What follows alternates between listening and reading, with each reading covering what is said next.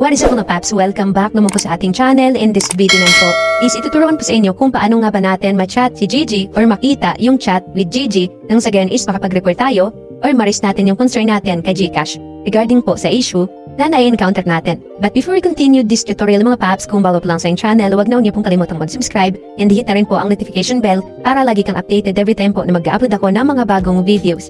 And without further ado, tara simulan natin ito.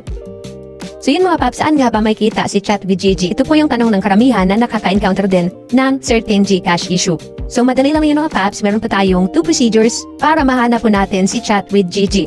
So first po is punta lang po tayo sa Chrome or any browser po na available sa ating phone.